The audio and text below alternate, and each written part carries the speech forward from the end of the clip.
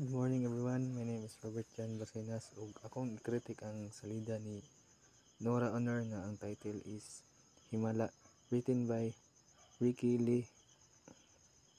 And kani si Nora Honor as Elsa na karakter is na kita ni siya sa isa ka lugar na sa isa ka dalaga nga babae ug iya kining gikukup. And one day is kani si Elsa is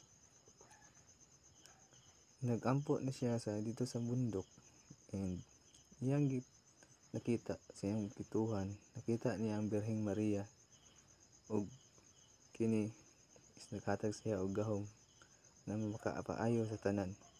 Ug kani sukad na katong lugar ang gayon na is nasuway siya pag ayo sa isa ka tao ug na himo kani controversial sa tanan ug ang tanan sa baryo Kubag is himo siya og mananambal.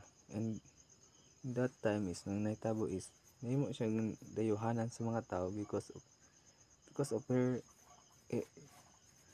power. Kay siyempre gituhan ko siya na mga yuhay ug mga kuan mga mga sakit nituog yun ang mga tao siya na himala because siya magpaayo sa mga naay sakit.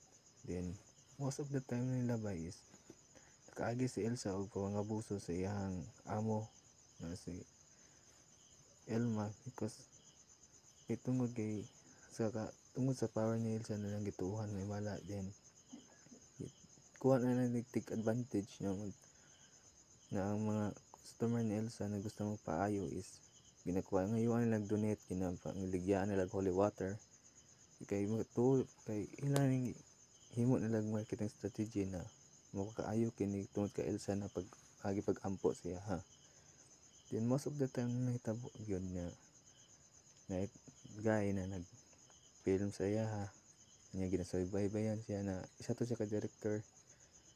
Then most of the time ganit ilabay is one day is si Elsa ug iyang amiga is niadto sa bundok kana time, and naay duha ka lalaki nagsunod sila ilaha niya gigahasa sila.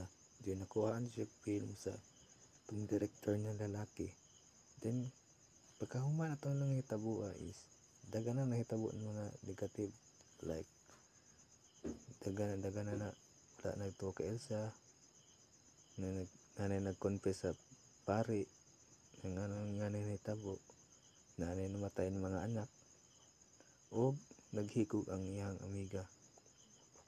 So mo to nagawas sa sarili ni Elsa na siguro siya ang hinungdan sa tanan because kay sa panghitabo.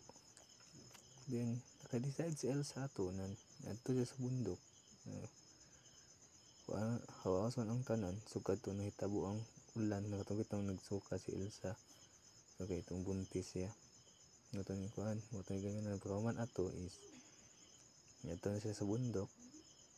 Then nag-confess siya sa tanan na wala joy himala nahitabo. Iyang gisulti na kini usa lamang ka tinuuhan sa tao na pansarili ug isa ka haka-haka lamang na tinuuhan. Nakita na mismo ang nakapadaot sa tuwa ug desperado na motuo sa usa ka himala tungod sa inyong nakita. Sin pagka-confess ni Elsa ato is mo to na time nagipusil siya. Diyan katon mga tabo is gubot and nagdagan ng tao and kikulatan na to nagbaril, and mo to ang ending ato.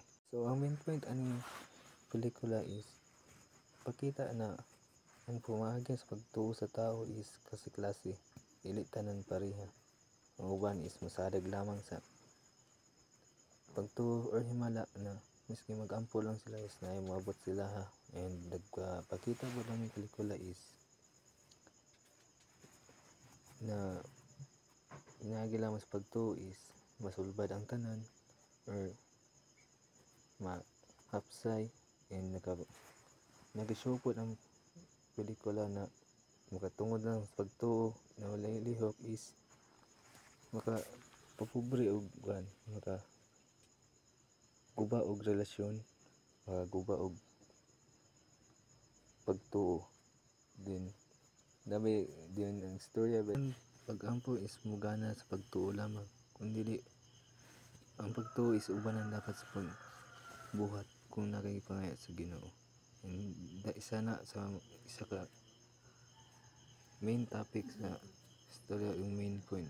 And ang main point isa like sa mga festivals ng mga pagtuo, di ba, mahimo to devoted, just like mao pa nang ipakita sa pelikula.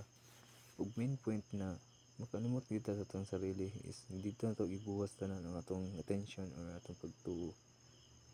So mao to, nakahatag po ang film og message na kung unsa gyud ang main topic sa himala na word. And so mao to akong critic sa film ni Nora Honor. The title is Himala, written by Ricky Lee.